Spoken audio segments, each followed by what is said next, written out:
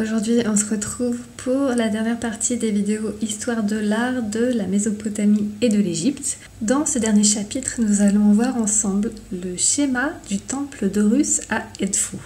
Vous pourrez suivre les explications avec le schéma que je vais vous mettre dans la vidéo. Le temple d'Horus à Edfou date des 3e et 2e siècles avant notre ère. C'est un temple égyptien situé sur la rive gauche du Nil entre Assouan et Luxor, à 105 km au sud de cette dernière. Voué au culte d'Horus, il est le plus grand temple de la dynastie Lagide et le deuxième sanctuaire le plus important d'Égypte après Karnak. Construit entre -237 et -57, sous la dynastie Lagide ou ptolémaïque, il est l'un des temples les mieux préservés d'Égypte. Le dieu de la cité était un dieu faucon, l'Horus de Béhédet. L'importance d'Edfou s'affirme dès la plus haute antiquité. La nécropole archaïque a été retrouvée et on a découvert dans le désert proche le nom de Wadji, l'un des premiers rois de la première dynastie. Edfou doit sa célébrité au temple colossal qui s'éleva à l'époque ptolémaïque dans la ville. C'est l'un des temples les mieux conservés d'Égypte et le deuxième édifice en grandeur après Karnak. 137 mètres de longueur, 79 mètres de largeur, 36 mètres de hauteur pour les pylônes.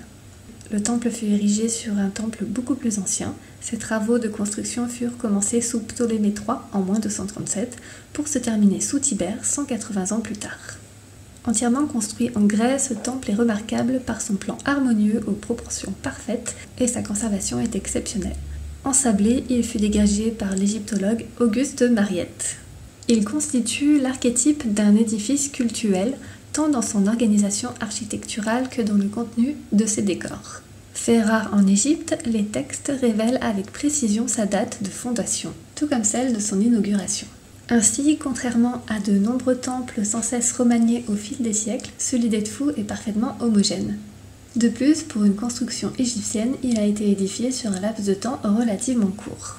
Je vous propose maintenant de voir en détail l'architecture du temple d'Horus, les symboles cosmiques et la progression initiatique vers le monde divin.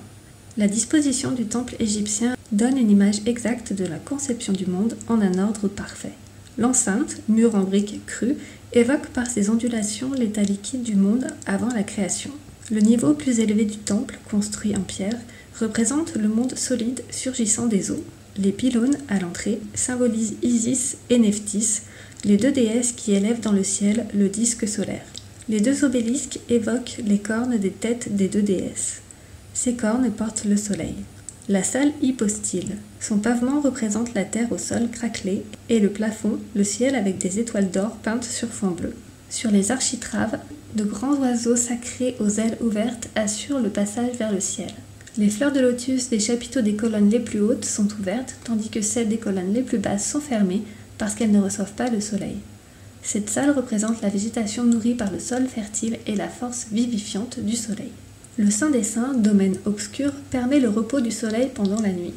Les parois de chaque salle représentent le mystère sacré qui s'y déroule. Les bas-reliefs peints donnent une âme à l'architecture. L'image a valeur de réalité pour les Égyptiens. Dans la salle d'entrée, le dieu va à la rencontre du pharaon. Dans la salle des offrandes, chaque région du Nil donne des fleurs, des fruits et des vivres pour le culte. Le pharaon chasse les animaux offerts en sacrifice. Dans le Saint des Saints, les prêtres portent la barque sacrée en procession. Lecture du temple égyptien au niveau du parcours physique. En pénétrant dans le temple, l'homme vit physiquement le passage du monde extérieur au monde divin à travers un cheminement imposé par la conception du plan de l'édifice. Il est orienté est-ouest selon le trajet solaire. On accède au temple par une allée bordée de sphinx, gardiens de l'entrée. Deux obélisques, hautes pierres monolithes, élèvent le regard vers le ciel. Les pylônes constituent l'entrée du temple. C'est un portail monumental qui défend l'accès au sanctuaire. Une vaste cour entourée d'une galerie bordée de colonnes, portiques, est réservée aux fidèles. Par une légère montée, on accède à la salle hypostyle. Cet immense volume est envahi par un ensemble d'énormes colonnes soutenant un plafond très élevé. Les ouvertures en claustras permettent d'éclairer la travée centrale. Le sol continue à s'élever pour donner accès au Saint des Saints, chambre fermée où réside le dieu. Sa statue est enfermée à l'intérieur d'un naos. La hauteur des salles va en diminuant et l'obscurité est croissante. Dans les édifices sacrés de toutes les religions, du temple bouddhique à l'église chrétienne, se retrouve l'évocation de la conception du monde à travers la distribution du plan et des masses architecturales. Quant au décor, il présente des thèmes issus de l'iconographie royale traditionnelle, mais de surcroît, figurent de nombreuses scènes relatives aux cosmogonies et au fonctionnement du culte, depuis le service journalier jusqu'aux cérémonies plus solennelles. Détail insolite. Les cartouches étaient utilisées pour y graver le nom des rois. Les pharaons signalaient ainsi la partie du monument qu'ils venaient de bâtir. Ils pouvaient alors ajouter les salles construites à celles de leurs prédécesseurs. Mais à l'époque de la construction de la salle des offrandes, nul ne savait qui était le roi. La guerre faisait rage pour la conquête du trône entre deux Ptolémées et la reine Cléopâtre. Tous les pharaons gréco-romains se sont appelés Ptolémées, donc une quinzaine. Impossible donc de savoir qui avait construit cette aile du temple, d'où l'absence de nom dans des cartouches restées désespérément vides. Le Naos. C'est la pièce la plus importante d'un temple de l'Égypte antique, de la Grèce antique, ainsi que des églises orthodoxes. Le Naos est aussi appelé le Saint des Saints. Chaque temple abrite un Naos, salle ultime de l'événement divin renfermant une statuette à l'image du dieu ou de la déesse. Le grand prêtre est le seul à pouvoir pénétrer dans la salle sainte. Au fin fond du temple, baignant dans la pénombre, se trouvait le dieu. Ici, à Edfou, le Naos de granit noir poli protégeait la statue d'Horus, le faucon solaire.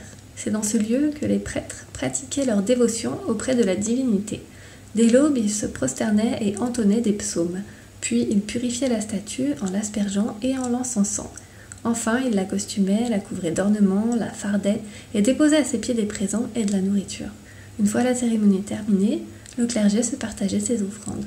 Des services identiques étaient renouvelés à midi et au coucher du soleil. À la fin de la cérémonie, accompagnée de musique et de prière, le grand prêtre plaçait sur la porte du Naos un seau d'argile, puis, tout en reculant, s'éloignait en effaçant ses traces de pas. Merci beaucoup d'avoir suivi cette vidéo jusqu'au bout, j'espère que ça vous a plu. N'hésitez pas à me dire en commentaire si vous aimez l'histoire de l'art et si vous aimez l'égyptologie. Je me ferai un plaisir de vous faire des vidéos sur ce sujet. N'oubliez pas de vous abonner pour être tenu au courant de toutes les nouveautés et moi je vous dis à très bientôt.